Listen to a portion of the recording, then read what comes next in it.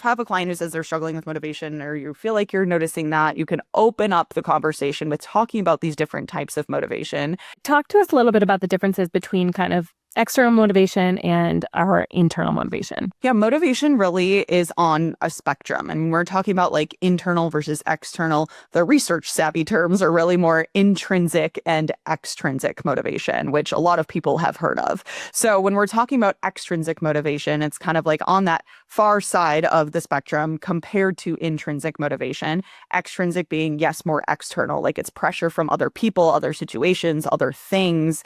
And then the intrinsic side, really the most pure and best form of motivation is intrinsic motivation from a sense of personal enjoyment and satisfaction. So you're motivated to do it because it makes you feel good, because you like it, because it's fun, right? Like they're same thing with like pajamas, glass of wine. Like you're very intrinsically motivated to do that because it makes you feel really good, right? So it's like, how do we get that same sense with some of these other behaviors as well? And when I say spectrum too, it's not just those two types of motivation. Like we're really talking, there's a lot of different types of motivation between those two, from like external regulation to integrated regulation, introjected regulation, identified regulation, but we don't necessarily need to get into all of the terminology. It's more so just understanding that not all of these types are good or bad. And the reality is, yes, we should be working towards more of this intrinsic motivation, but there's other things too that we should consider. Like, again, talking about identity, people who identify as healthy, fit individuals are likely more motivated to meal prep, go to the gym, make sure they get their steps in because it's part of who they are. And if they weren't to do those things, that's going to feel inconsistent with how they see themselves. Or thinking more about personal values and beliefs. Like I really value the health of my family. And so because of that, I need to show up as a specific role model. I need to make sure that there's healthy options on the dinner table. So because of that personal value of the health of your family, then you're noticing that these other behaviors become more motivating and it's something that you want to do. And I also need to make a point that all extrinsic motivation isn't necessarily just like inherently bad.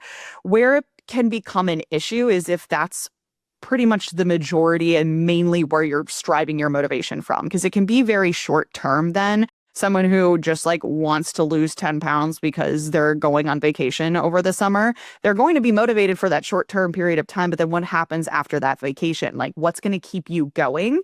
So it's one thing to have like intrinsic motivation and this like personal beliefs or values or a identity kind of based motivation. And then every once in a while toss in some extrinsic motivation like, oh, I just like really want to look good in a swimsuit for this summer or whatever. But it's coming out of this like foundation of these other pieces of motivation too. So without getting any further in the weeds, it's very important to understand that motivation is not just motivation. And I say all the time, it's not usually about, really never about just having more motivation. It's really trying to just cultivate more of the right type. So can you give us like a tangible real world example of somebody who you're trying to maybe find the right type is the right terminology, or like recognize that in themselves for their reasoning for wanting to do this? Like, how do we tap into more of that intrinsic motivation for our clients? So it can definitely start with even just a little bit of like education like this, like if you're talking to a client and they're just like, I'm just not motivated all the time. And I know you're not supposed to be motivated. And I know that all these things. And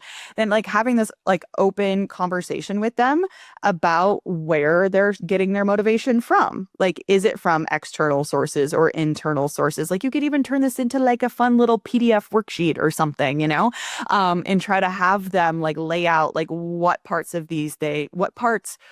going to the gym, meal prepping, you can choose the specific behaviors are internally motivating for you versus like what is the external motivation to do that, whether it's like meeting a friend at the gym or something like that, and kind of helping them again just bring more awareness to where their motivation is coming from. And what's great about this is they may say, I have no motivation. Then you have them do something like this and what do you mean? There's plenty of pieces of motivation on here. And then it can turn into a conversation of these more internal, we say like self-determined or autonomous types of motivation, or what's going to keep you going even when you're feeling like you don't have motivation, right? Like that's really where the like dedication, determination kind of conversation comes into play.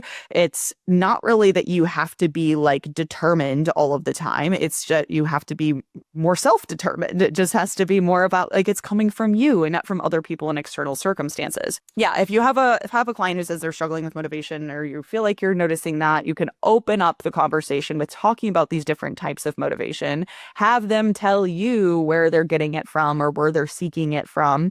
It could also then, if we're talking about like identity or values and priorities, having them talk more about like, hey, let's talk about what is actually a value to you? What is actually a priority to you? What type of person do you think that you are compared to the type of person who can stick to the plan, and like really try to like get more information out of all of those different pieces. And again, so much of this can just like lead into really, really productive conversations. Hey, sorry to interrupt, but if you are a health or wellness professional and you haven't yet checked out The Wellness Vault, you're missing out. The Wellness Vault is a content hub for coaches who create their own plans and programs for their clients, run workshops, create digital guides, and so much more. You can now do all of this in a fraction of the time so you can focus on your clients and grow your business faster than ever with more you time. The link to The Wellness Vault is in the show notes, so go sign up for your free trial today. Thank you for watching this short clip. To watch or listen to this episode in its entirety, view the description below. See you next time.